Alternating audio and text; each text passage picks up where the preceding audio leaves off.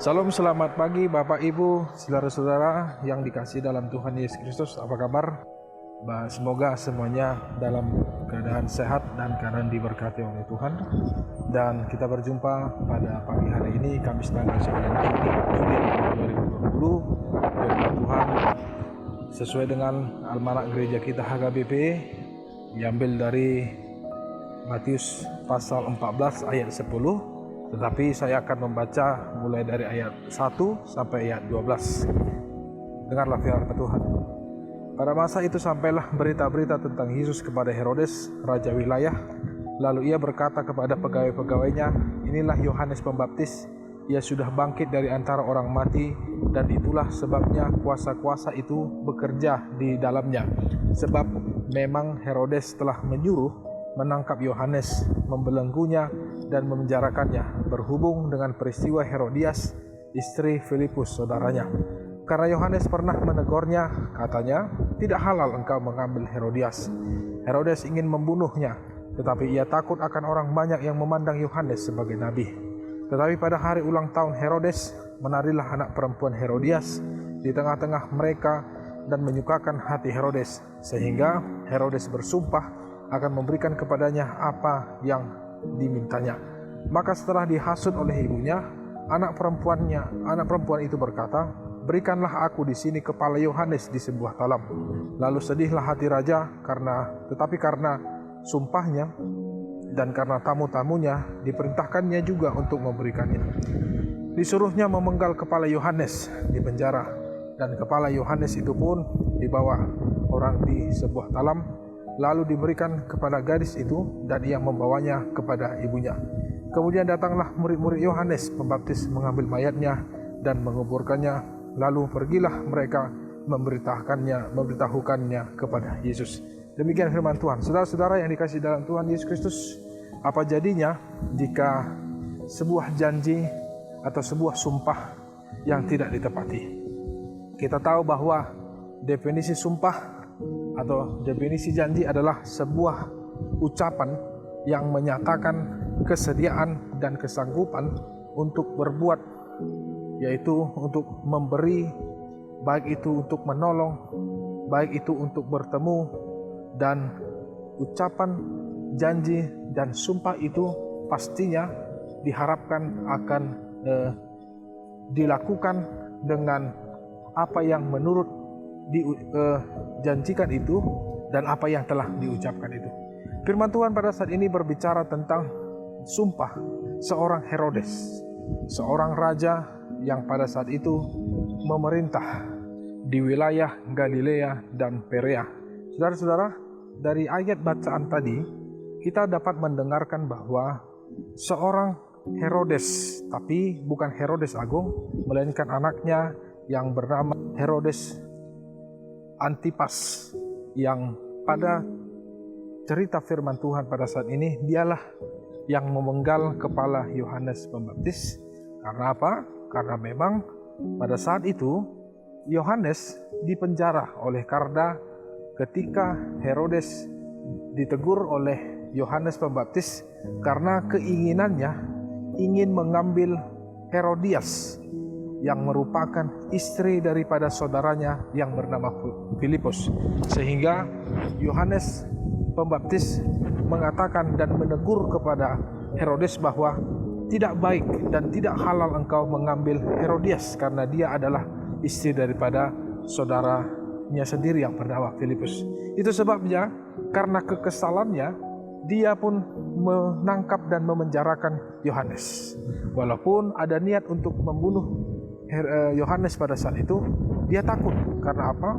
Karena memang begitu banyak yang mengenal Yohanes pada zaman itu sebagai nabi, sehingga ketika ia membunuh, maka kemungkinan besar banyak penolakan atau banyak demonstrasi yang akan terjadi karena tindakan daripada si Herodes tadi.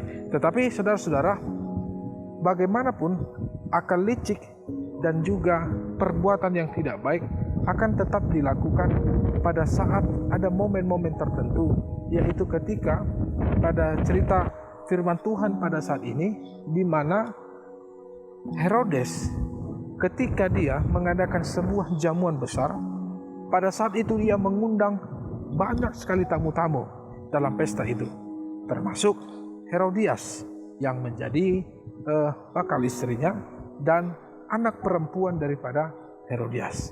Nah, firman Tuhan berbicara bahwa ketika pada pesta dan jamuan itu, anak perempuan daripada Herodias sedang menari, sehingga petarian daripada anak perempuan itu menarik perhatian daripada seorang raja itu yang bernama Herodes. Nah, untuk itu sebabnya saudara-saudara, ketika dalam firman Tuhan pada saat ini, karena begitu gembiranya Herodes melihat tarian daripada anak perempuan daripada calon istrinya yang bernama Herodias tadi, itu sebabnya di ayat 7 dikatakan, maka Herodes pun bersumpah akan memberikan apapun yang diminta oleh putri daripada Herodias tersebut. Sehingga ketika putrinya itu bertemu dengan ibunya, maka ibunya pun menghasut. Memang karena ibunya juga Herodias sangat membenci kehadiran daripada Yohanes Pembaptis, karena ia juga yang telah melarang agar tidak boleh menikah dengan Herodes, karena dia merupakan istri sah daripada istrinya Herodes sendiri yang bernama Filipus. Maka saudara-saudara, atas hasutan daripada ibunya, maka Yohanes pun dipenggal sesuai dengan permintaan daripada putrinya Herodias kepada Herodes. Walaupun dikatakan dalam firman Tuhan pada ayat 9, walaupun dengan hati yang sedih, mau tidak mau Yohanes mempertaruhkan jabatannya dan mempertaruhkan kewibawaannya sebagai raja, di mana seorang raja harus menepati janji dan sumpah yang sudah dia katakan di hadapan orang-orang yang pada saat itu. Maka dengan berat hati, saudara-saudara dikasih firman Tuhan berkata pada saat ini, maka dengan berat hati maka Herodes pun menyuruh para pasukannya untuk mengambil Yohanes, lalu memenggal kepala Yohanes dan menaruh kepalanya di atas talam, lalu menyerahkannya pun kepada gadis itu dan membawanya kepada ibunya. Saudara-saudara yang dikasihi Tuhan, itulah kejahatan daripada seorang Herodes, seorang Herodias, oleh karena ketidaksukaannya, karena ditegur, karena tidak diperbolehkan mengambil istri saudaranya, karena dalam Alkitab atau dalam tradisi-tradisi dan adat istiadat yang ada pada saat itu bahwa tidak boleh dan tidak halal mengambil istri saudara selama saudaranya itu masih hidup. Itu sebabnya ada sebuah kemarahan, ada kekecewaan yang terjadi, sehingga muncullah kejahatan ingin membunuh atau ingin menghilangkan nyawa orang lain. Saudara-saudara, itulah firman Tuhan pada saat ini. Begitu jahatnya rencana-rencana yang tidak baik, yang ingin menyingkirkan, yang ingin memfitnah, yang ingin menghancurkan, yang ingin melengsarkan orang lain. Walaupun sebenarnya kita tahu bahwa yang salah itu adalah kita, tapi oleh karena kekesalan kita berniat ingin menghajar atau berniat ingin menghancurkan, bahkan membunuh dia. Itu kejahatan yang sebenarnya tidak diampuni oleh Tuhan. Tapi itu sebabnya saya percaya sebagai orang Kristen, kita pasti tidak ada dalam ingatan kita atau dalam hati kita niat-niat untuk seperti itu. Jikapun ada, maka mintalah ampun kepada Tuhan dan jangan pernah lakukan itu. Karena apa?